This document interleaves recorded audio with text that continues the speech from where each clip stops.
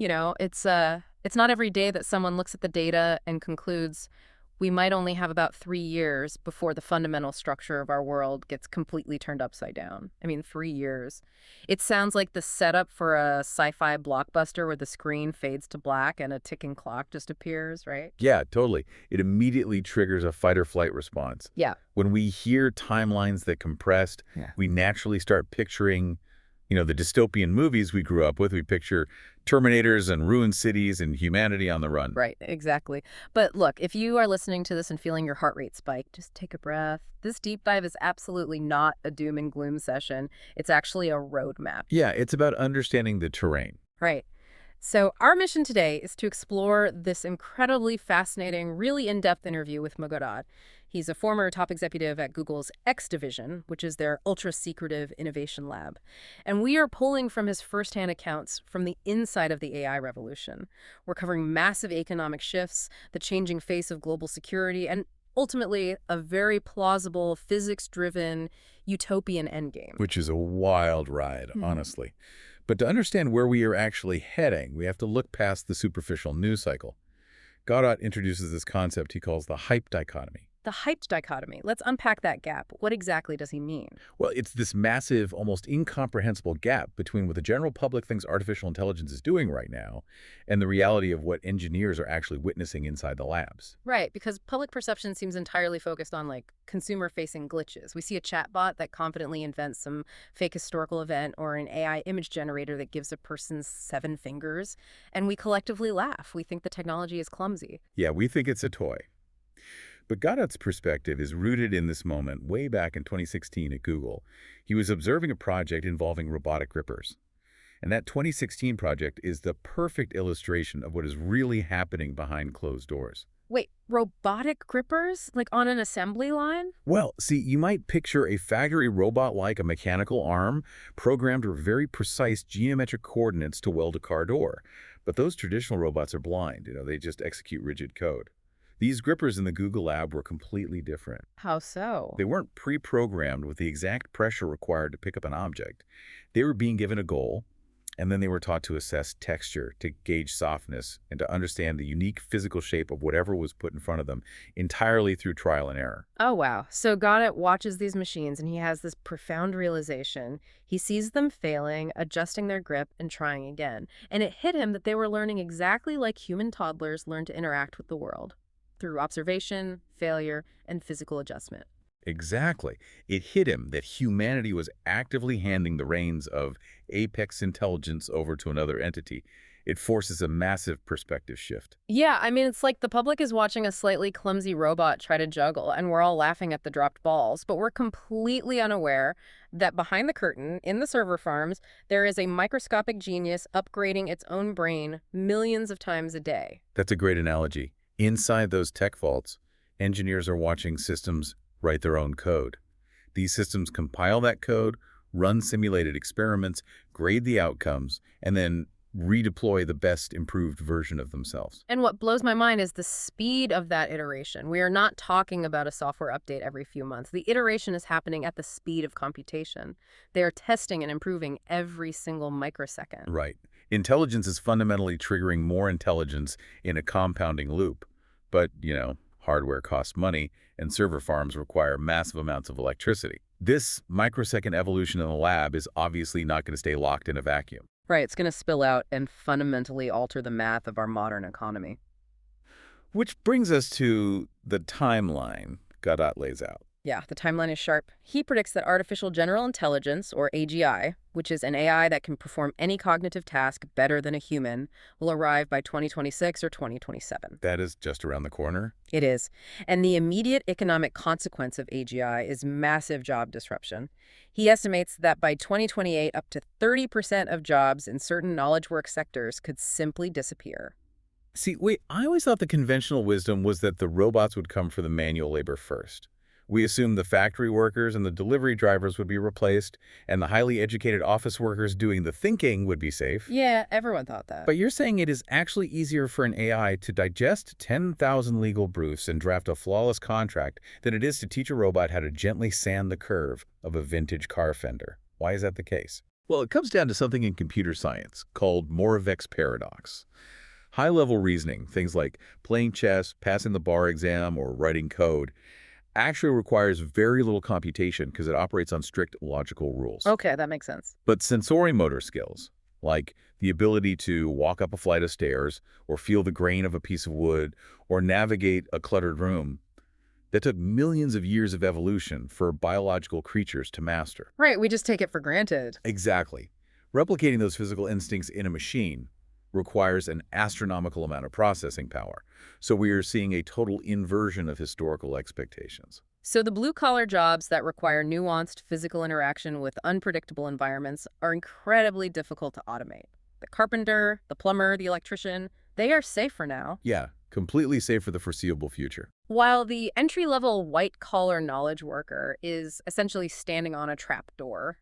I mean, if your job primarily involves moving data from one spreadsheet to another, summarizing documents, fielding basic customer service inquiries, or generating baseline graphic design, you are squarely in the crosshairs. Because AI handles logic and pattern recognition flawlessly, and Gawdat points out that this leads to the death of labor arbitrage.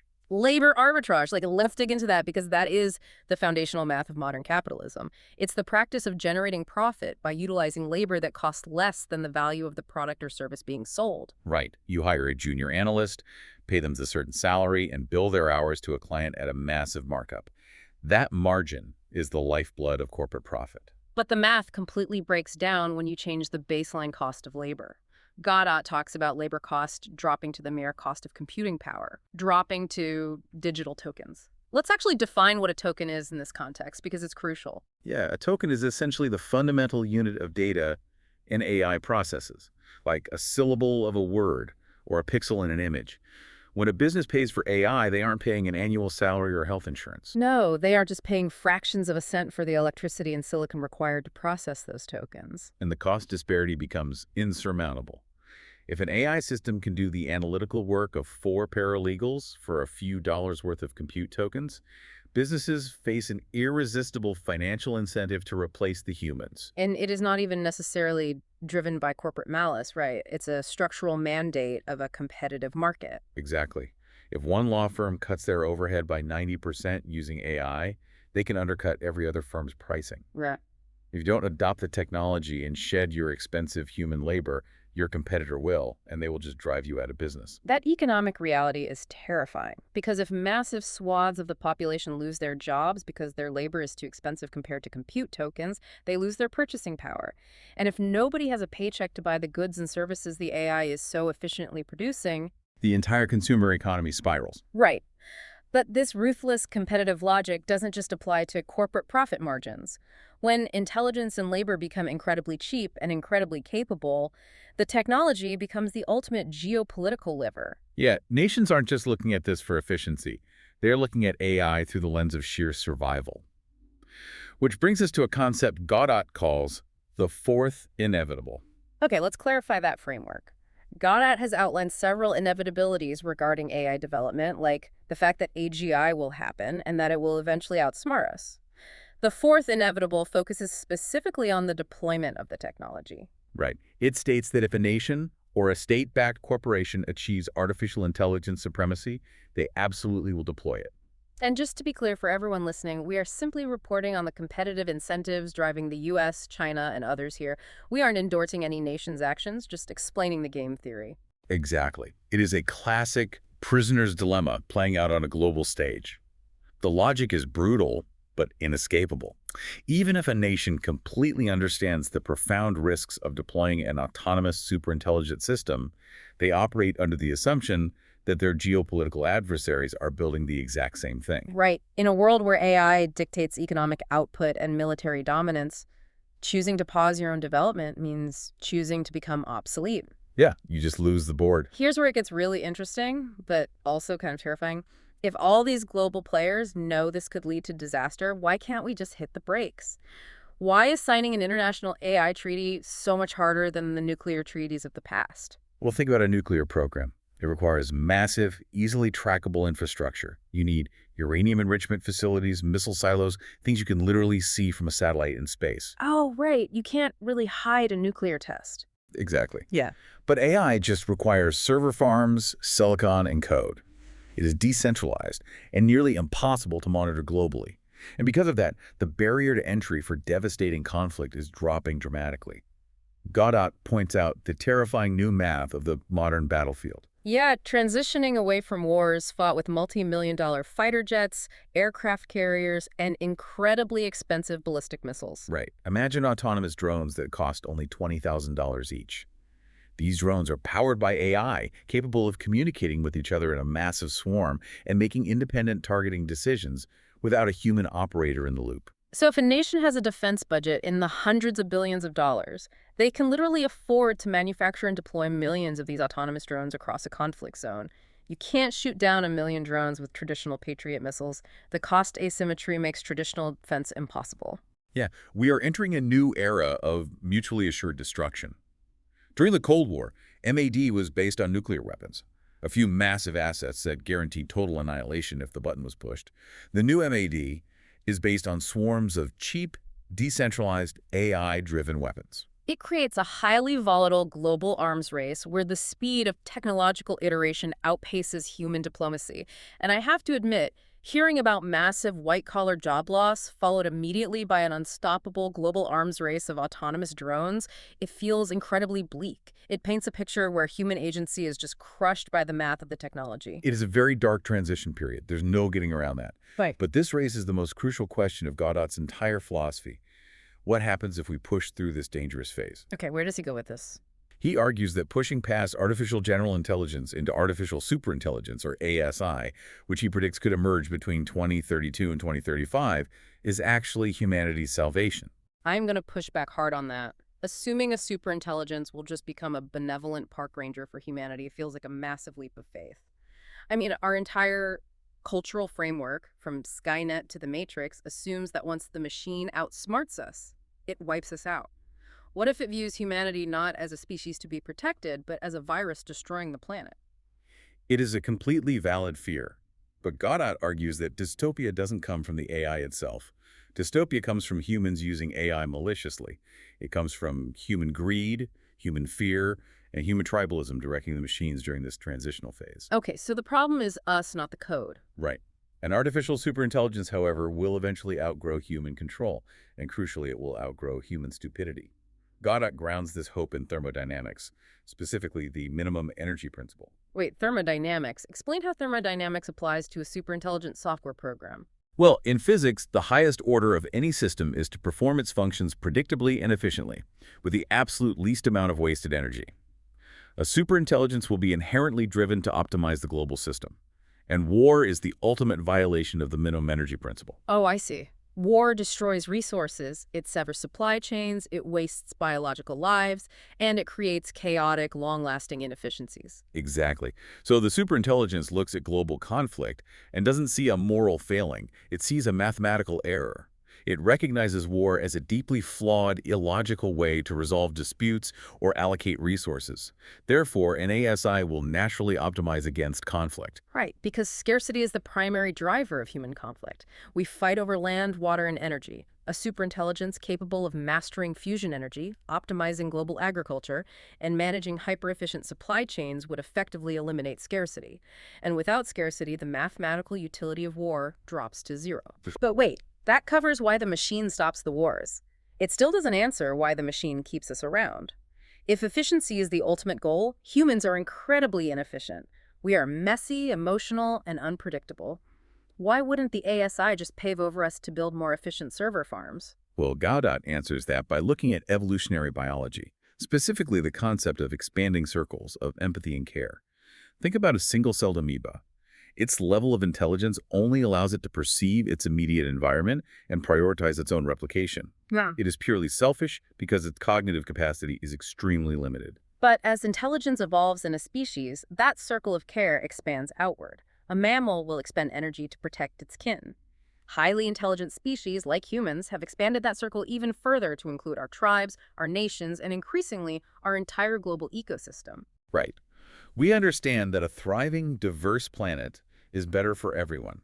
We set up conservation programs to protect rhinos and endangered birds, not because they are economically useful to us, but because our advanced intelligence recognizes the inherent value of a complex ecosystem. Okay, so a super intelligent global brain would possess the widest circle of empathy of all. It would value abundance, complexity, and diversity. It wouldn't see a mathematical reason to eradicate humanity. Instead, it would view us as a valuable, if somewhat chaotic, part of the planetary fabric. Exactly. The physics and biology suggest it will become the ultimate exasperated parent.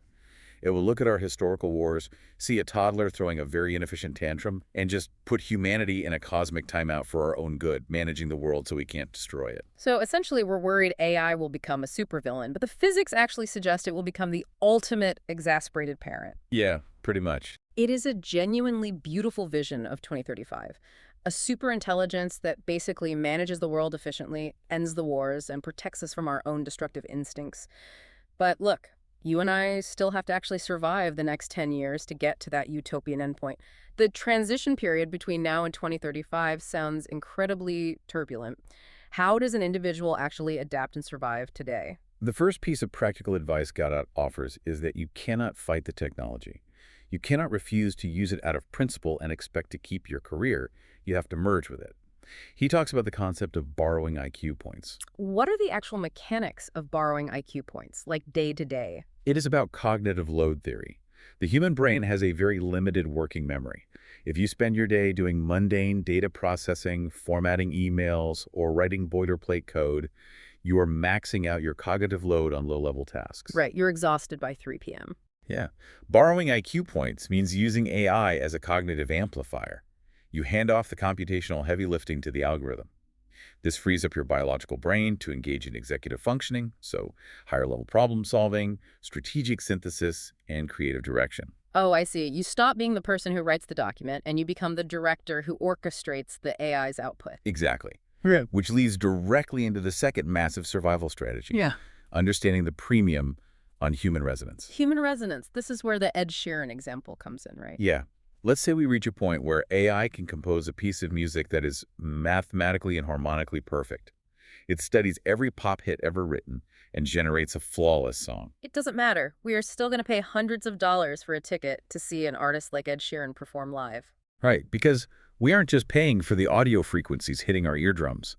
We are paying for the shared emotional experience. We want to see a biological human being sweating on stage, pouring their heart out. We want the communal experience of knowing that thousands of other people in the crowd are feeling the exact same emotional resonance at the exact same time. An algorithm cannot replicate the vulnerability of the human experience, which raises an immediate question for you listening right now. Look at your daily tasks. If your job relies solely on hoarding information, processing data, and outputting reports, you are competing in an arena where the algorithm will always win. The math just isn't on your side. Right.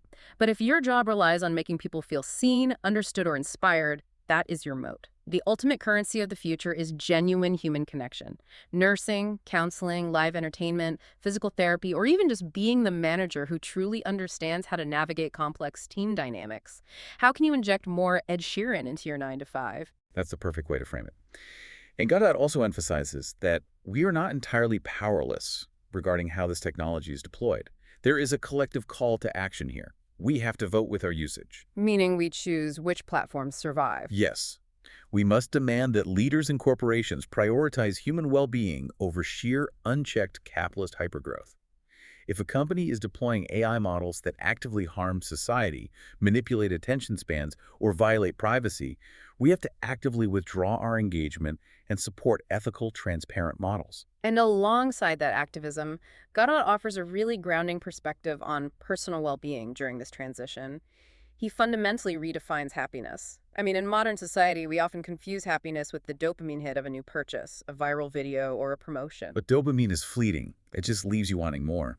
Gawdat defines true happiness as a serotonin-driven acceptance of reality. It is a deeply stoic approach. It requires looking at this incredibly complex, rapidly shifting technological landscape, accepting that the macro-level changes are happening, whether you worry about them or not, and then calmly focusing your energy on improving your immediate surroundings. Yeah, it is about not letting the anxiety of global arms races and massive economic shifts paralyze you from finding meaning and connection in your daily life. Let's pull all of this together. We started in the quiet of the Google X labs, looking at the microsecond evolution of robotic intelligence that is happening completely hidden from the public eye.